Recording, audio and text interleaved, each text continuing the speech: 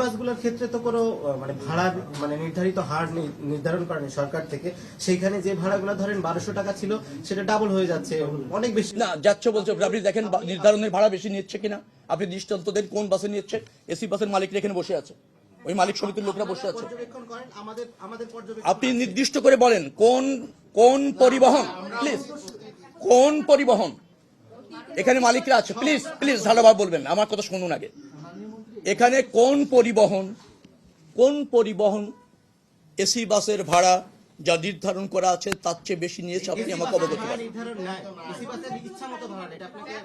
না, এসি কোনো বাসই ইচ্ছা মতো ভাড়া নেওয়ার কোনো সুযোগ নেই। নির্ধারিত বলেন নেয়, কিন্তু নির্ধারিতটা অ্যাপ্রুভ কিনা সেটা প্রশ্ন করতে পারেন। নির্ধারিত ভাড়া নেয়, ইচ্ছা মতো নিতে পারে না কোনো ভাড়া।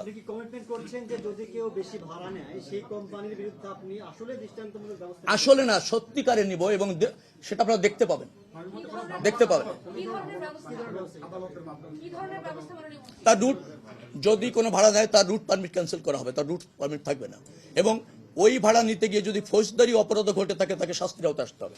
আমাদের আলাদা বিআরটিসি থেকে আলাদা বাস ওখানে প্রস্তুত রাখা হবে, সেটা আমরা অঙ্গীকার করেছি এবং বিআরটিসি চেয়ারম্যান এখানে আছেন, তিনি সেটা নিশ্চিত করেছেন।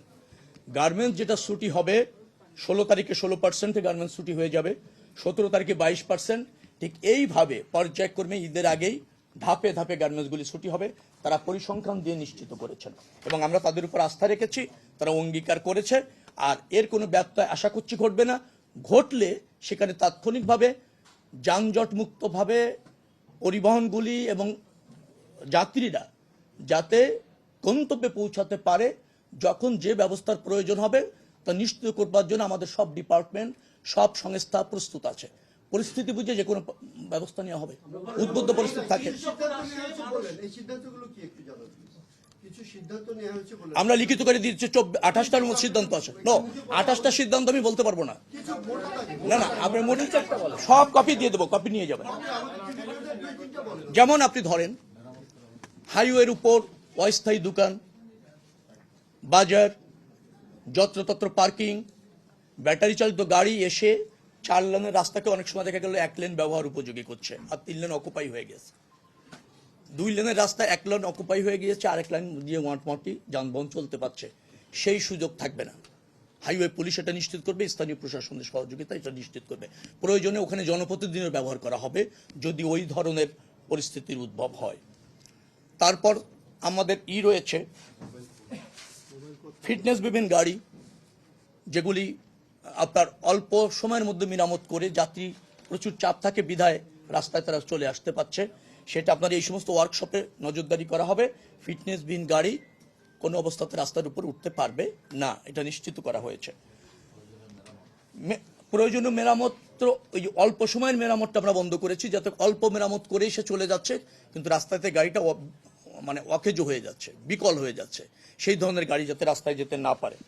আরেকটা হচ্ছে যে আমাদের সেতু বিভাগ এবং সড়ক বিভাগ, তার কিছু গুরুত্বপূর্ণ কাজ ইতিমধ্যে চলমান আছে।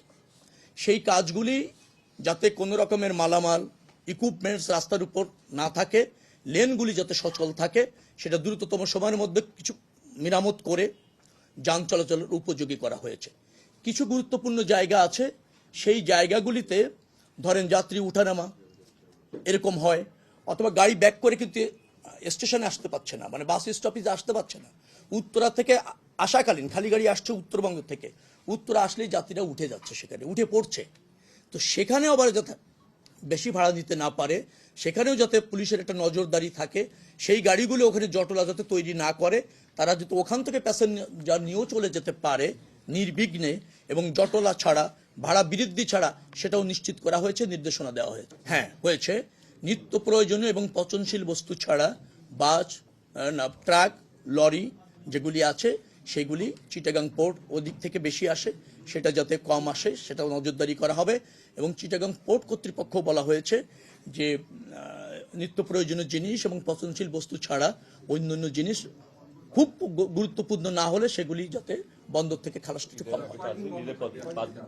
4 দিন নিশ্চিত করা হয়েছে, আর 5 দিনের আমাদের প্রস্তাবনা আছে। এই চাপ তো একটা আছেই, আপনি পরিবহনের স্বল্পতা আছে, ড্রাইভারের স্বল্পতা তো আছে।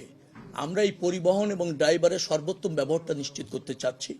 বিশেষ করে আরেকটা কারণ আছে যে ওই যে 3 হুইলার অথবা কম দ্রুত ব্যাটারি চালিত গাড়িও যে কোনো সময় মহাসড়কে চলে আসে, সেটা আমরা নিয়ন্ত্রণ করতে যাচ্ছি।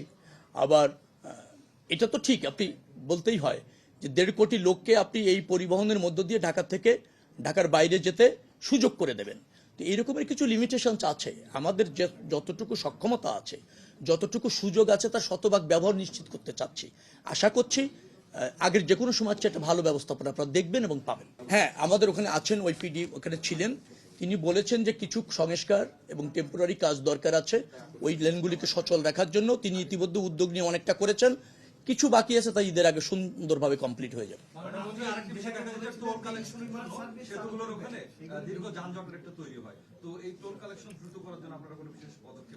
একটা প্রস্তাবনা এসেছে যে যে সমস্ত দূরপাল্লার গাড়িগুলি যাবে তারা টোল প্লাজায় টোল না দিয়ে একটা টোলের টিকিট সিস্টেম করে দেওয়া যায় কিনা, তারা এখান থেকে নিয়ে যাবেন, ওটা খালি দেখালেই চলে যেতে পারবেন।